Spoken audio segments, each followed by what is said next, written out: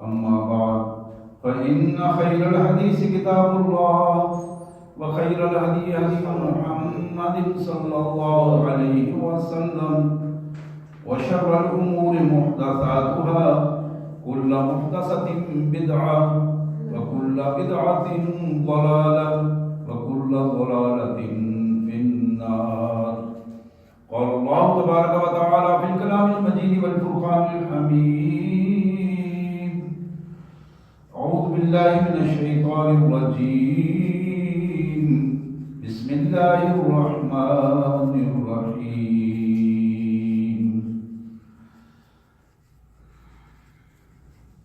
في رجال يحبون أن يتطهروا والله يحب المطهرين.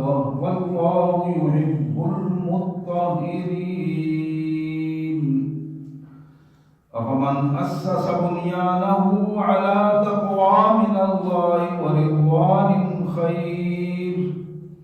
خير أم من أسس بنيانه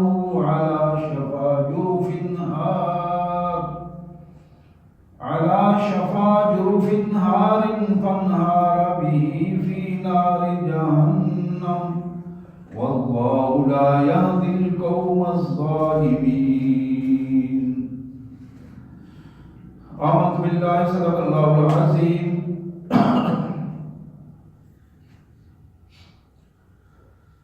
اللهم صل على سيدنا مولانا عبدك ورسولك وحبيبك محمد النبي الأمي وعلى آله وأصحابه وأزواجه وبناته وبارك وسلم. اللهم صل على جميع الأنبياء والمرسلين وعلى الملائكة المقربين وعلى سائر الصحابة والتابعين وعلى عباد الله الصالحين. اللہ کے پاک کلام قرآن مجید میں یہ 11واں پارہ سورہ توبہ کی آیت نمبر 108 میں آیت نمبر 108 109 دو آیات میں نے تلاوت کی ہیں. سب سے پہلے انہی آیات مبارکہ کا ترجمہ اور مفہوم. اللہ کے مبارک نام سے جو بڑا مہربان بہت زیادہ رحم کرنے والا ہے. فیہ رجال یحبون ان یتطہروا. اس مسجد میں آنے والے لوگ وہ ہیں جو اپنی پاکیزگی اور طہارت کو بہت زیادہ پسند کرتے ہیں, بہت زیادہ اس کا اہتمام کرتے ہیں. واللہ یحب المطہرین. اور اللہ ان سے محبت کرتا ہے جو طہارت اور پاکیزگی کو اولین ترجیح دیتے ہیں. اور یقیناً وہ مساجد جن کی بنیاد تقوی پر رکھی جائے, اللہ کی عبادت اور اللہ کے خوف پر رکھی جائے اور اللہ کی رضا کو حاصل کرنے کے لیے مساجد بنائی جائیں, وہ بہت بہتر ہیں ان مساجد سے کہ جن کی بنیاد ایسی جگہ پر رکھی جائے جو جہنم کے گڑھا ہے اور اس گڑھے کے اوپر مساجد کی بنیاد رکھی جائے اور وہ گڑھا بالآخر لے جا کر جہنم میں ڈبو دے. حقیقت یہ ہے کہ اللہ ظالم قوم کو ہدایت نہیں عطا فرماتے ہیں. سورہ مدثر میں اللہ کریم نے اپنے پیارے رسول رحمت للعالمین صلی اللہ علیہ وسلم کو خطاب کرتے ہوئے فرمایا وَثِيَابَكَ فَطَهِّرْ وَالرُّجْزَ فَاهْجُرْ. کہ میرے پیارے رسول صلی اللہ علیہ وسلم اپنے آپ کو اور اپنے لباس کو پاکیزہ رکھا کریں. یہ خصوصاً آپ کو اور آپ کے حوالے سے ہمیں یہ ہدایت دی گئی کہ گندگی سے, نجاست سے ہمیشہ اپنے آپ کو پاک رکھیں. حضرات, آج کی ان آیات کے پس منظر میں اس مختصر سے وقت میں ہمارا یہ آج کی گفتگو کا موضوع ہے طہارت, پاکیزگی. پاکیزگی اور طہارت یہ وہ چیز ہے کہ جو نہ صرف انسان کے جسم کو پاک کرتی ہے بلکہ اللہ کا یہ وہ احسان ہے کہ جس احسان نے جہاں بندے کا جسم پاک ہوتا ہے وہاں بندے کی روح اور دل و دماغ بھی پاک ہو جاتا ہے، اس کے رویے اور اس کا اخلاق بھی پاکیزہ ہو جاتا ہے۔ ایک وہ انسان جو اللہ کے حکم کے مطابق اور محمد رسول اللہ صلی اللہ علیہ وسلم کے طریقے کے مطابق طہارت کرتا ہے، وضو بناتا ہے، اس طہارت اور وضو کے نتیجے میں اسے جو اطمینان اور تسلی حاصل ہوتی ہے، اس اطمینان اور تسلی کی کوئی چیز بھی بدل نہیں ہے۔ اسی طرح ایک بندہ مومن جب کہیں عارضی طور پر اسے غسل کی ضرورت ہوتی ہے، ناپاک ہوتا ہے، تو پھر جب وہ پاکیزگی حاصل کرتا ہے اللہ کے حکم کے مطابق، محمد رسول اللہ صلی اللہ علیہ وسلم کے طریقے کے مطابق، اس کے اندر صحت، اطمینان اور تسلی اور تقدس کا ایک پیغام ہوتا ہے جو اس بندے کے دل و دماغ کو ملتا ہے، اور بندہ اپنے آپ کو بالکل فریش اور تازہ محسوس کرتا ہے۔ یہ وہ حکمت ہے جس کو اللہ تبارک و تعالیٰ نے اپنے مسلمان بندوں کے لیے پہلے دن سے اس بات کو لازم قرار دے دیا کہ میرے بندے جانوروں کی زندگی سے ہٹ کر اپنی زندگی کو پاکیزہ اور طہارت والی زندگی رکھیں۔ اور اس حوالے سے سب سے پہلے آج کی جو ہماری گفتگو اس حوالے سے رہے گی، نبی محترم صلی اللہ علیہ وسلم نے جن چیزوں سے منع کر دیا ہے، میں اس حوالے سے آج کی حدیث آپ کے سامنے رکھوں گا کہ عمومی طور پر ہم جب طہارت کے لیے جاتے ہیں، بیت الخلاء میں جاتے ہیں، واش روم میں جاتے ہیں، باہر جنگل میں جاتے ہیں، تو ہمارے لیے کن چیزوں کا اہتمام نہیں، ان سے بچنے کا ہمیں اہتمام کرنا چاہیے۔ اس حوالے سے سب سے پہلی حدیث جو میں آپ کے سامنے رکھوں گا، یہ مسند احمد کی حدیث مبارک، جو نبی محترم صلی اللہ علیہ وسلم کا فرمان، جناب عبداللہ بن عباس رضی اللہ تعالیٰ عنہ کہتے ہیں کہ نبی رحمت صلی اللہ علیہ وسلم نے فرمایا، اتقوا الملاعن عن الثلاث، ملاعن الثلاث،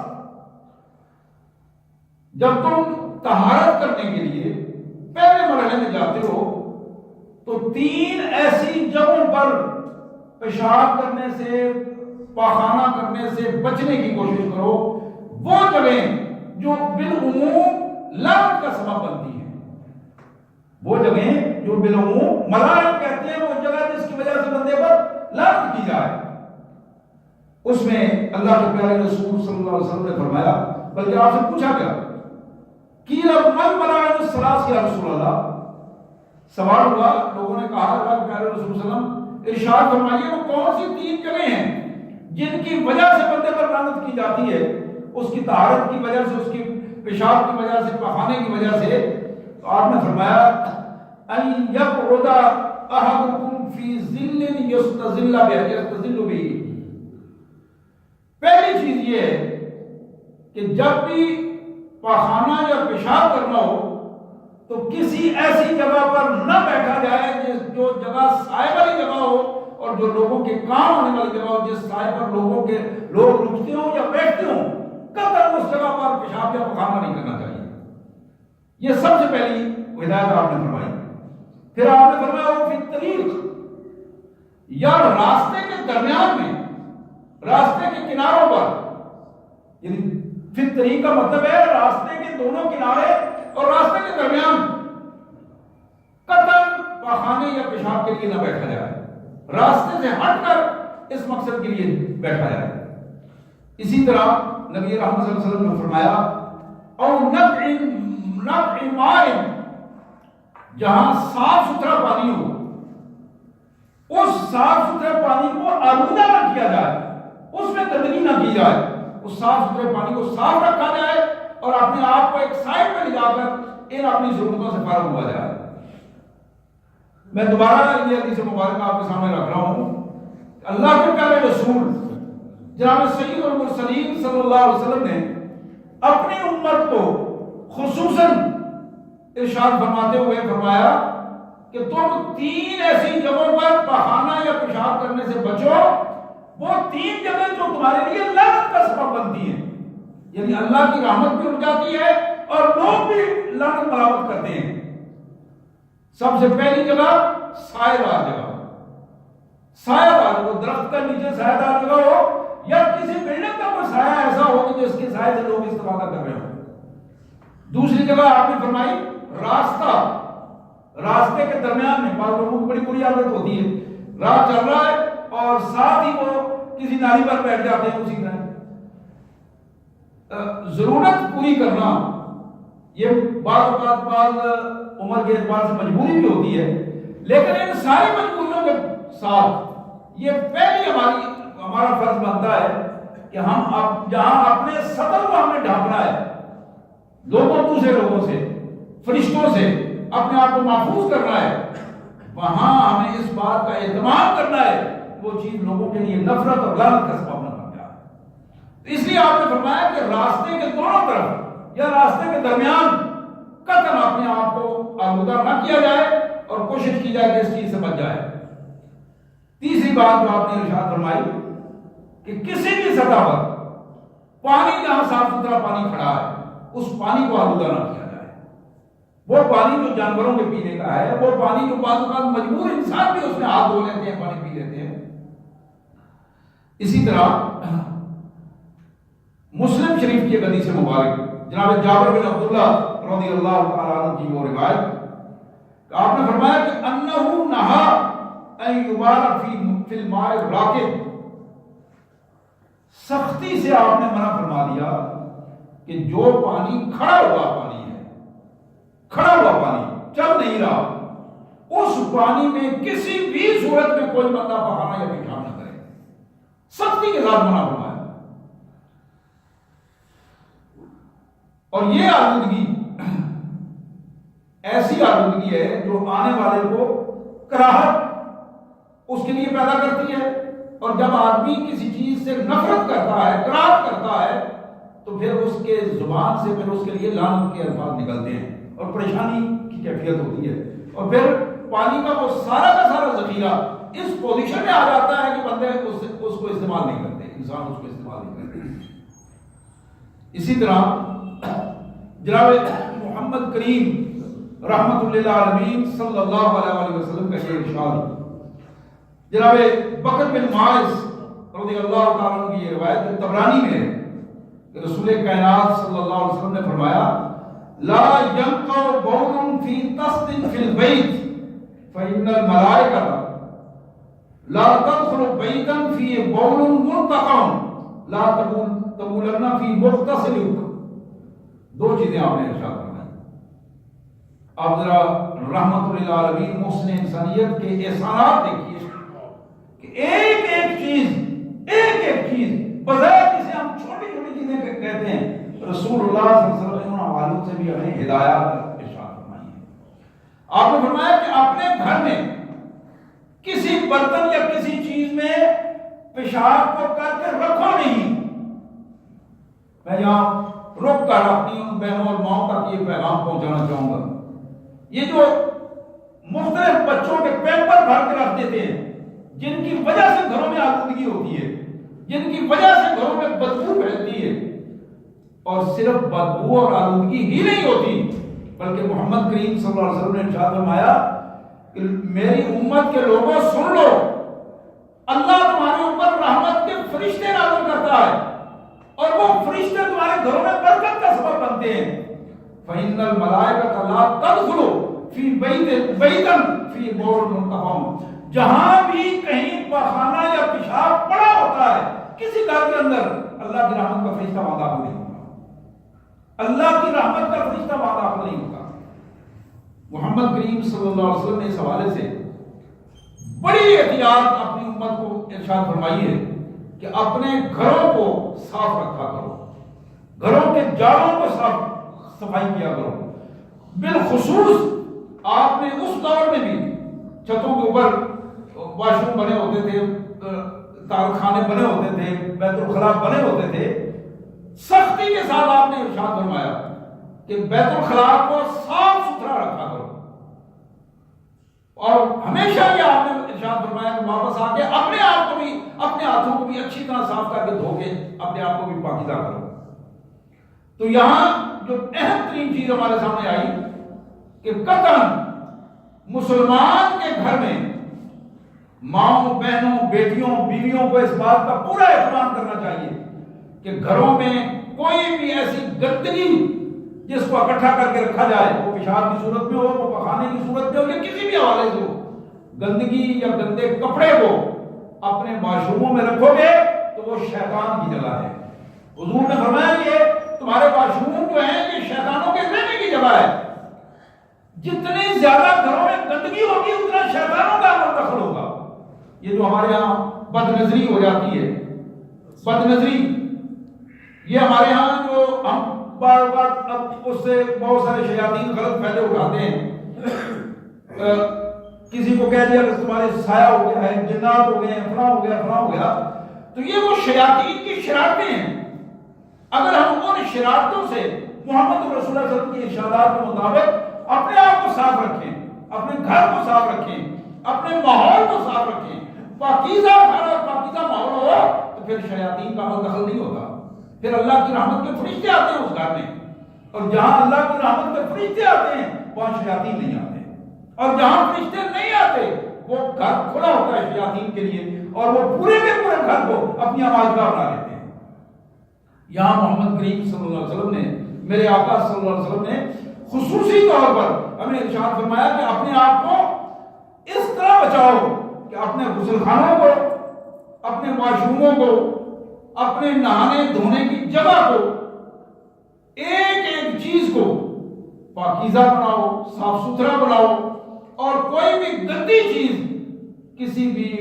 ڈھیر کی صورت میں، کسی چیز میں ڈھکے ہوئے برتن کی صورت میں، کوئی کپڑا گندا تمہارے گھر میں موجود نہیں ہونا چاہیے، اسے فوراً صاف ہونا چاہیے۔ ہمارے گھر میں خواتین کی یہ عادت ہوتی ہے کہ وہ کپڑے اکٹھے کرتے چلے جاتی ہیں۔ ایک دور میں، پرانے دور ہوتے تھے، جتنے کپڑے ہوتے تھے مائیں بہنیں اسی وقت دھو لیا کرتی تھی، 2-4 سوٹ ہوتے تھے دھو لیتے تھے۔ آج کپڑوں کے ڈھیر لگے ہوتے ہیں، اور ان ڈھیروں کی وجہ سے گھروں میں بدبو اور گندگی پھیلتی ہے، اور اس حوالے سے مسلمان ماں، مسلمان بہن، مسلمان بیٹی اور مسلمان بیوی کی ذمہ داریوں میں یہ بات شامل ہے کہ وہ اپنے گھر کو پاکیزہ رکھے۔ اگر میری بہن یہ چاہتی ہے کہ میرے گھر میں شیاطین کا عمل دخل نہ ہو، اگر ہماری یہ بچیاں چاہتی ہیں کہ وہ بدنظری سے محفوظ رہیں، اگر وہ یہ چاہتی ہیں کہ ہمارا گھر پاک صاف اور اللہ کی رحمتیں اس پر نازل ہوں، تو پھر ان کے لیے یہ لازم ہے کہ اپنے گھر کو پاکیزہ رکھیں، اس گھر میں کسی قسم کی گندگی اور آلودگی نہ آنے دیں۔ اور پھر آپ نے فرمایا بلا تبولن فی مغتسل لک، کہ کسی بھی صورت میں جہاں تم نہا رہے ہو، غسل کر رہے ہو، وہاں پیشاب نہ کرنا۔ پیشاب الگ، جو پیشاب والی جگہ ہے وہاں جا کے کرو، پیشاب والی جگہ میں پیشاب کرو، پخانے والی جگہ میں پخانا کرو، جو نہانے والی جگہ بنی ہوئی ہے اس میں قطع پیشاب نہ کرو۔ یہ بڑی اہم بات ہے۔ بار بار بے احتیاطی کے ساتھ وہی اسی طرح چھینٹے پڑتے ہیں اوپر، اور اسی طرح جسم کے ساتھ گندگی لگتی ہے، اور یہ گندگی اور یہی چھینٹے ذلت اور رسوائی اور تباہی کا سبب بن جاتی ہیں، دنیا میں بھی اور آخرت میں بھی۔ اللہ کے پیارے رسول صلی اللہ علیہ وسلم کی یہ چوتھی حدیث جو میں آپ کے سامنے رکھ رہا ہوں، یہ ابو داؤد کی حدیث، جناب ابو قتادہ رضی اللہ تعالیٰ عنہ کی یہ روایت، نہا رسول اللہ صلی اللہ علیہ وسلم ان یبال فی الجہر، رسول اللہ صلی اللہ علیہ وسلم نے سختی سے منع کر دیا کہ کوئی بندہ بھی کسی سوراخ میں، کسی بل میں، سوراخ میں پیشاب نہ کرے، کھڑ جسے کہتے ہیں عام اندر، اس میں پیشاب نہ کرے۔ بعض بار شرارتی بچے اس قسم کی حرکتیں کیا کرتے ہیں، سختی سے منع کر دیا کہ اپنے بچوں کے لیے اس کی تربیت کرو کہ اس قسم کی حرکت نہ کرے۔ جناب ابو قتادہ سے قالوا لقتادہ ما یقرب من البول فی الجہر، تو جناب ابو قتادہ سے پوچھا گیا کہ حضرت اس میں یہ سوراخوں، کھڈوں، بلوں میں پیشاب کرنے سے کیا ہوتا ہے، اس میں کون سی بری بات ہے، آپ فرمائیے۔ انہوں نے فرمایا قال یقال انہا مساکن الجن، ایک بات جو انہوں نے فرمائی کہ یہ میرے تک یہ بات پہنچی ہے کہ یہ بعض اوقات ان بلوں کے اندر، سوراخوں کے اندر جو ویران جگہ پہ یہ کھڈے ہوتی ہیں، ان میں جنات کی رہائشگاہ بھی بنی ہوتی ہے، اور بعض جگہ پر ایک حدیث میں یہاں تک آتا ہے کہ بعض اوقات زہریلے جانور ان کھوڑوں کے اندر سے نکل آتے ہیں اور وہ انسان کو نقصان پہنچاتے ہیں. تو رحمت للعالمین صلی اللہ علیہ وسلم نے اس حوالے سے میری اور آپ کی یہ تربیت فرمائی ہے کہ ان چھوٹی چھوٹی چیزوں کے بجائے ہمیں جن کی ہم احتیاط نہیں کرتے، ان چیزوں کے حوالے سے اگر ہم احتیاط کریں تو ہمارے ماحول کی کیفیات تبدیل ہو جائے. اسی طرح جناب محمد رسول اللہ صلی اللہ علیہ وسلم نے ایک بڑی اہم بات ارشاد فرمائی. صحیح ابن خزیمہ کی یہ روایت، جناب ابو سعید خدری رضی اللہ تعالیٰ عنہ نے روایت کی کہ میرے آقا صلی اللہ علیہ وسلم نے فرمایا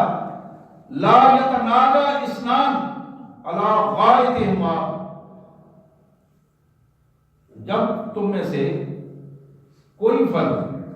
پاخانہ یا پیشاب کر رہا ہے تو وہ دوسرے سے گفتگو نہ کرے، بولے نہیں. آج ایک نئی روایات جو آئی ہیں اور اس حوالے سے بالخصوص اخبار ساتھ پکڑی ہوئی ہے اور جا کے کموڈ پہ بیٹھ کے پخانا کر رہے ہیں اور ساتھ اخبار کا مطالعہ ہو رہا ہے. اس قسم کی حرکات بھی بالعموم ہوتی ہیں. میں لمبی تھوڑی اس پہ بات نہیں کرنا چاہتا لیکن میں توجہ دلا رہا ہوں کہ وہ اخبار جس کے الفاظ میں اچھے الفاظ بھی ہوتے ہیں اور عام الفاظ بھی ہوتے ہیں، اس کو اس ناپاکی کی کیفیت میں، وہ ناپاکی کی کیفیت جو ماحول اس انداز کا سطر کے بغیر کا ماحول بنا ہوا ہے، اس میں اس قسم کی حرکت کرنا، یا پھر جس طرح رسول اللہ صلی اللہ علیہ وسلم نے منع فرمایا کہ اس بغیر سطر کے کسی بات کا جواب دینا، آواز دے دینا، ان باتوں سے سختی سے منع فرمایا. بعض افراد اس کی احتیاط نہیں کرتے، اندر اسی طرح بغیر کپڑوں کے ایک بندہ کھڑا ہے اور دروازہ کھٹکھٹا کے کوئی چیز مانگ رہا ہے، سختی سے منع کر دیا گیا. اور دوسری حدیث میں آتا ہے کہ رسول اللہ صلی اللہ علیہ وسلم نے فرمایا کہ جب تم دعا پڑھتے ہو غسل خانے میں جانے کے لیے تو فرشتے جو کھڑے ہوتے ہیں وہ دوسری طرف منہ کر لیتے ہیں. ان کو اندازہ ہو جاتا ہے کہ اب یہ پخانے یا پیشاب کے لیے جا رہا. فرشتے جو آپ کے ساتھ، وہ 3 فرشتے ہیں آپ کے ساتھ، ایک شیطان اور 3 فرشتے. 2 تو یہ کرام کاتبین، ایک وہ فرشتہ جو نیکی میں آمادہ کرنے والا ہے، اس کے مقابلے میں جو شیاطین برائی میں آمادہ کرتا ہے، اکساتا ہے، اس کے جواب میں ایک وہ فرشتہ مقرر کیا ہوا ہمارے ہر ایک کے ساتھ ہمیں نیکی پر آمادہ کرتا ہے. برائی کرنے سے پہلے کبھی کبھی آپ نے سوچا ہوگا، اچانک ذہن میں آتا کہ یہ تو بڑی غلط بات ہے، یہ کیوں کروں میں؟ وہ چیز وہ خیال میں وہ فرشتہ اس کے ذہن میں ڈالتا ہے. جس طرح شیطان برا خیال ڈالتا ہے، فرشتہ اس کو نیکی کا خیال دیتا ہے. وہ جو 3 فرشتے ہیں وہ دوسری طرف منہ کر کے کھڑے ہوتے ہیں. اور حضور صلی اللہ علیہ وسلم نے فرمایا کہ جب کوئی آدمی اس بے پردہ حالت میں زبان سے کوئی لفظ نکالتا ہے تو وہ سمجھتے ہیں کہ آپ یہ اس نے کپڑے پہن لیے، وہ رخ کرتے ہیں. جب اس کی طرف رخ کرتے ہیں اور وہ اسی طرح بے پردہ کھڑا ہوتا ہے تو وہ اس پر لعنت ڈالتے ہیں، لعنت ہو تم پر کہ تم نے اللہ کے حکم کی خلاف ورزی کی اور رسول اللہ کے حکم کی خلاف ورزی کی اور ہمیں اپنے آپ کو وہیاں دکھایا. یہ وہ فرشتوں کی بھی لعنت ہے اس بندے پر جو آدمی اس انداز میں اپنا عمل کرتا ہے. پھر آپ نے فرمایا کہ وہ افراد، وہ خواتین، وہ بچیاں، بچے جو اس قسم کی کیفیت میں پخانے یا پیشاب کے لیے، چھوٹے چھوٹے بچوں کو ہمیں اس کی ہدایات اور طریقہ سکھانا چاہیے، اہتمام کرنا چاہیے. ماؤں کو پورا طریقہ سکھائیں بچوں کو کہ پورے سطر کے ساتھ وہ پخانے اور پیشاب کے لیے جائیں یا ان کے ساتھ جا کے اس کا اہتمام کروائیں اور ان کو دعائیں سکھانی چاہیے. اور دعاؤں کے ساتھ یہ پورا اہتمام ہونا چاہیے کہ بچے اس دوران اپنی زبان سے کوئی لفظ نہ نکالیں. ایک اچھا خاصا عمر رسیدہ بندہ ایک دن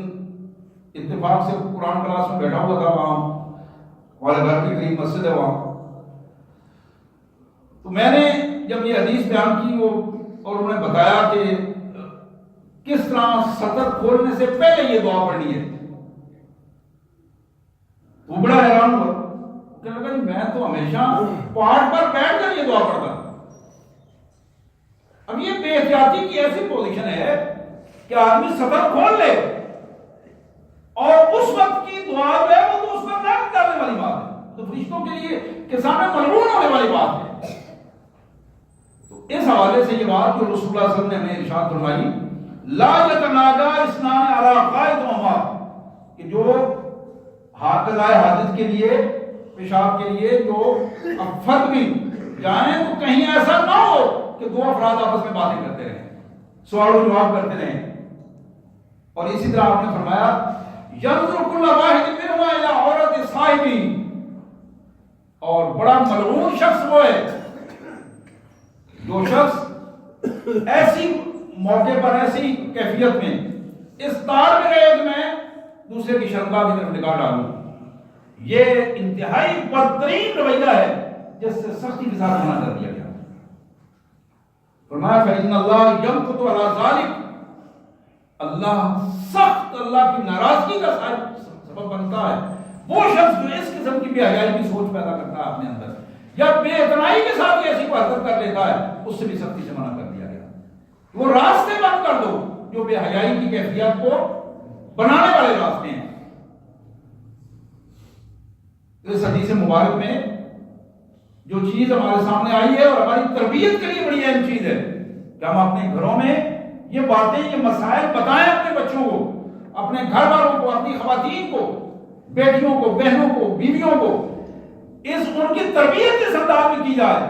کہ وہ اپنے گھر کی طہارت اور پاکیزگی کو اہتمام کے ساتھ وہ کیا کرے.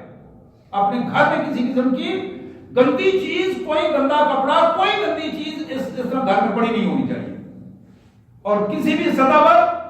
گندگی کی کوئی آلودگی کی کوئی جگہ آلودہ نہیں ہونی چاہیے. پھر اللہ کے رسول سید المرسلین صلی اللہ علیہ وسلم نے کہ ایک دوسری حدیث جو بخاری اور مسلم میں موجود ہے جناب عبداللہ بن عباس رضی اللہ تعالی عنہ کی یہ روایت جناب عبداللہ بن عباس کہتے ہیں کہ ان رسول اللہ صلی اللہ علیہ وسلم مر بقبرین فقال انہما لیعذبان وما يعذبان في كبير بلا انه كبير. رسول اللہ صلی اللہ علیہ وسلم ایک دن گزرے اتفاق سے قبرستان کے پاس سے گزرنا پڑا تو دو قبریں آپ کو نظر آئیں تو آپ نے اشارہ کر کے فرمایا کہ یہ جو دو قبروں والے ہیں ان کو عذاب ہو رہا ہے. اور پھر آپ نے توجہ دلائی یہ کسی کوئی بڑے گناہ میں گناہ کبیرہ میں بڑے گناہ میں ان کو عذاب نہیں ہو رہا کہ ایسا گناہ جس سے بچا نہ جا سکے. یہ جو آپ نے تاکید فرمائی نا یہ بڑی اہم تشریح تو آپ نے ارشاد فرمائی کہ کسی بڑے گناہ میں کبیرہ گناہ میں ان کو عذاب نہیں ہو رہا. یہ کوئی ایسا گناہ نہیں تھا کہ جس سے وہ بچ نہیں سکتے تھے. آپ نے ہمیں ارشاد فرمایا ان احدهما فکان یمشی بالنمیمہ ان میں سے ایک قبر والا اس کی پوزیشن یہ تھی کہ وہ ہمیشہ چغل خوری کیا کرتا تھا. چغل خوری شکوے شکایتیں ادھر کی بات ادھر جا کے بتائی اور چگلی کے انداز میں بتائی اس میں کچھ اپنی طرف سے ملایا کچھ بالکل صحیح بات بھی بتائی تو پھر بھی وہ چگلی کی کیفیت میں ہے. اور یہ چغل خوری قبر کے عذاب کا باعث بنتی ہے. یہ بات ہماری ذہن میں رہنی چاہیے بڑی کلیئر سی بات ہے. چغل خوری قبر کے عذاب کا باعث بنتی ہے. دوسری بات تو آپ نے ارشاد فرمائی وَأَنَّ الْآخِرَ وَأَمَّا الْآخِرَ فَكَانَ يَسْتَتِرُ مِنْ بَوْلِهِ اور یہ جو دوسرا ہے یہ اپنے پیشاب کرنے میں احتیاط نہیں کرتا تھا. پیشاب کے قطرے اس کے جسم کے ساتھ گر جاتے تھے.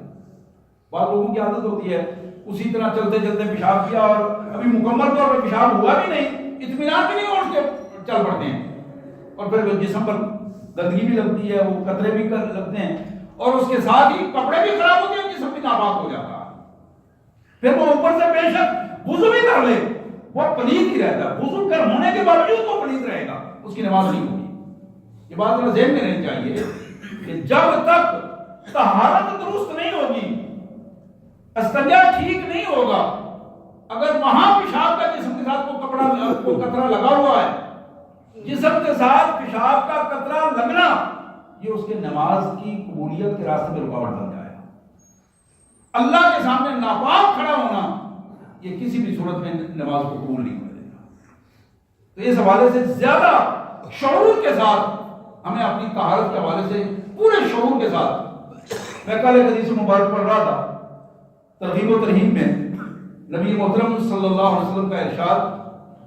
کہ آپ نے فرمایا وہاں میں مسلم یتوضا فاسبق الوضو، وہ مسلمان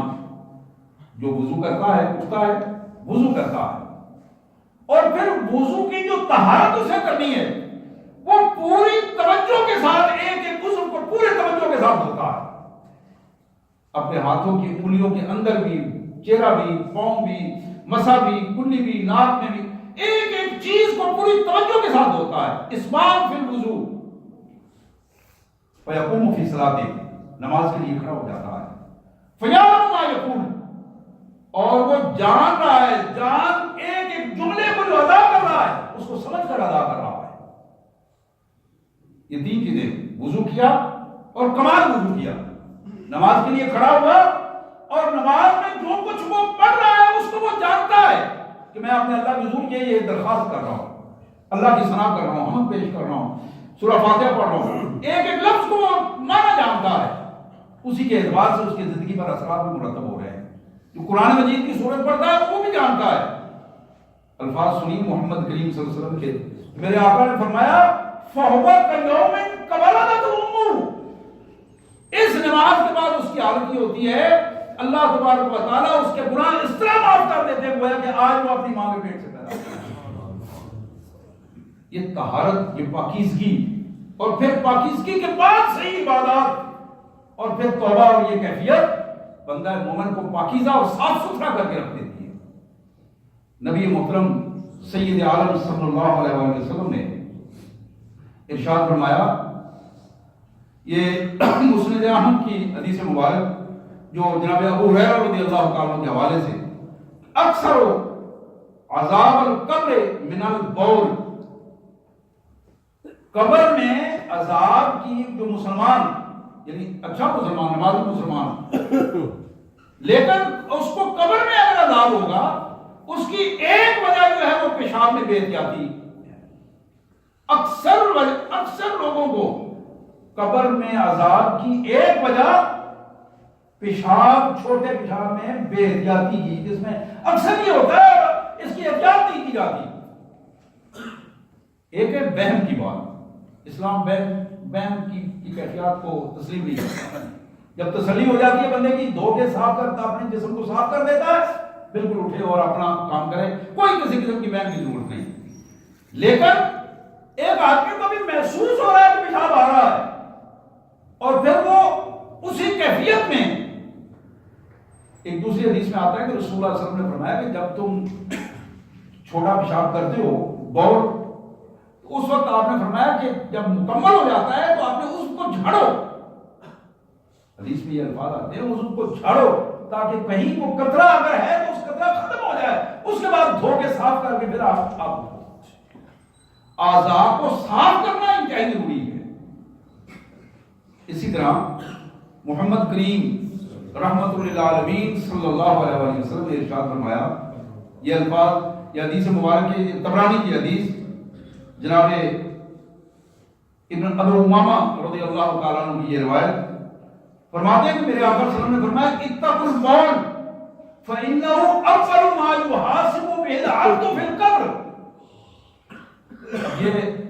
حدیث مبارک اور زیادہ واضح انداز میں ہمارے سامنے آ گئی ہے. میرے آقا صلی اللہ علیہ وسلم نے فرمایا اپنے پیشاب کرنے کے انداز کو درست بنا لو، بچ جاؤ. قبر میں اعمال کے حوالے سے جو سزا ملے گی اس میں سب سے زیادہ سزا لینے والے لوگ جو ہیں وہ پیشاب کی وجہ سے سزا والے. مسلمانوں کو جو سزا ملے گی وہ پیشاب کے حوالے سے. حضرات، جو میں نے آیت مبارک تلاوت کی تھی اس میں بھی بڑی بنیادی ایک چیز ہے جس کو قرآن مجید نے ہمارے سامنے رکھا. نبی رحمت صلی اللہ علیہ وسلم جب مدینہ طیبہ تشریف لے گئے، مکہ مکرمہ میں چونکہ یہ پہاڑی علاقہ تھا تو اس میں چشموں کا پانی ہوتا تھا، زمزم کا پانی اور باقی پانی جو باہر تھوڑے بہت ہوتے تھے، تو لوگ بالعموم پتھروں سے صفائی کیا کرتے تھے. باہر جانا پخانا، اور اس دور میں آج سے 1500 سال پہلے کی بات ہے، تو پتھروں سے عموماً صفائی کرتے تھے. اس میں آپ نے ہڈیوں سے صفائی کرنا منع فرما دیا. اسی طرح آپ نے منع فرما دیا کہ کسی گوبر وغیرہ سے صفائی کرنا منع فرما دیا. ان چیزوں سے منع کرنے کے ساتھ ہی آپ نے یہ ارشاد فرمایا کہ اس کے بعد پانی استعمال کیا جائے. اب بعض لوگ اس میں بعض مٹی کے ڈھیلے استعمال کر لیتے تھے اور مختلف ایسی چیزیں کو ریت یا کچھ چیز استعمال کر لی. جب آپ مدینہ منورہ تشریف لائے ہجرت کے بعد، تو وہاں یہ آیت نازل ہوئی. جو مسجد قباء کے ساتھ رہنے والے لوگ تھے ان کے بارے میں یہ آیت نازل ہوئی. مسجد زرار بنی، پھر مسجد قباء، اور وہ سارا واقعہ سورہ توبہ میں جب اللہ نے بیان فرمایا تو یہاں یہ الفاظ تھے کہ فیہ رجال یحبون ان یتطہروا. اس مسجد قباء میں نماز پڑھنے والے جو لوگ ہیں، اللہ فرماتے ہیں میں ان کو پسند کرتا ہوں، اس لیے کہ یہ طہارت کو پسند کرتے ہیں. میں قرآن نے اپنے انداز میں ریکارڈ پر یہ اللہ تعالیٰ نے بات لیا ہے، تو محمد کریم صلی اللہ علیہ وسلم نے اسپیشل قباء والوں سے سوال کیا، بھئی آپ طہارت کس طرح کرتے ہیں؟ اب چونکہ آپ کو مدینہ طیبہ کے رواج کا اندازہ نہیں تھا، جاتے ہی یہ آیت جب سامنے آئی تو آپ نے ان سے پوچھا. انہوں نے عرض کیا اللہ کے رسول صلی اللہ علیہ وسلم ہم پورا اہتمام کرتے ہیں کہ جب بھی ہم اپنی ضرورت قضائے حاجت سے فارغ ہونا ہے تو ہم لازماً پانی استعمال کرتے ہیں. پہلے مٹی استعمال کرتے ہیں، پھر پانی استعمال کرتے ہیں اور پوری طرح صفائی کرتے ہیں اطمینان کے ساتھ. تو یہ وہ کیفیت ہے کہ جس کو اللہ نے فرمایا واللہ یحب المطہرین. جو لوگ پاکیزگی کو پسند کرتے ہیں، طہارت کو پسند کرتے ہیں، یہ اللہ کے پسندیدہ لوگ ہیں. اور ایسے لوگ بھی موجود ہیں ہمارے معاشرے میں جن کو شاید نہائے ہوئے مہینہ گزر جاتا ہے، چلتے چلتے پخانہ پیشاب کیا، اس کے بعد لمبی چوڑی نہ طہارت کرنے کی ضرورت محسوس کی، نہ ہی اس تکلف میں اپنے آپ کو ڈالتے ہیں. حضرات یہ وہ بنیادی چیز ہے جس کی وجہ سے ان کے جسموں کے اندر بدبو پیدا ہوتی ہے اور کوئی رحمت کا فرشتہ ان کے قریب نہیں آتا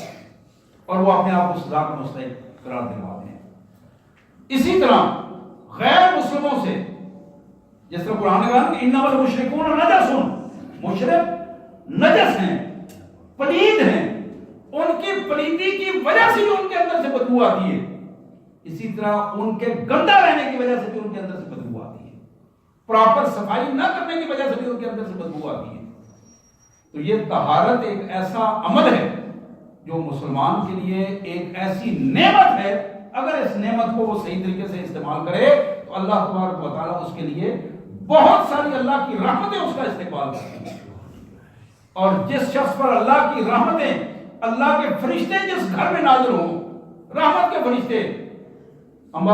قرآن مجید ہم پڑھ رہے ہوتے ہیں، گھروں میں قرآن مجید پڑھ رہے ہیں، خواتین نمازیں پڑھ رہی ہیں، لیکن اس گھر میں گندگی پڑی ہوئی ہے، گندگی پڑی ہوئی ہے. اب کیسے رحمت کا فرشتہ اس گھر میں آئے گا؟ اور گندگی کی ایک صورت، ہمارے گھر میں یہ بڑی بڑی تصویریں آویزاں ہوتی ہیں، یہ بھی ایک صورت ہے گندگی کی. ہمارے گھروں کے اندر کتوں کا رہنا، یہ بھی فرشتوں کے لیے حضور صلی اللہ علیہ وسلم نے بڑی واضح حدیث ہے منع فرما دیا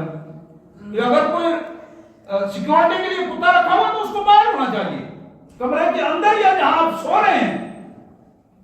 اور ہمارے بعض رہنما ایسے ہیں وہ سوتے کتوں کے ساتھ ہیں، بعض رہنما ایسے ہیں رہنما جو کتوں کو پکڑ کر پوری دنیا کو پیغام دیتے ہیں کہ ہم اسلامی جمہوریہ پاکستان کے رہنما ہیں. ایسی ایسی مثالیں بھی موجود ہیں.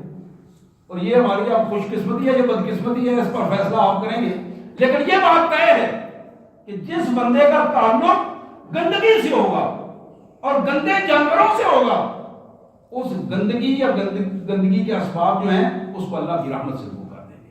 اللہ سے دعا ہے اللہ تبارک و تعالیٰ ہمیں پاکیزہ رہنے اور پاکیزگی کے اسباب پیدا کرنے کی توفیق عطا فرمائے. وآخر دعوانا الحمدللہ رب العالمین. انشاءاللہ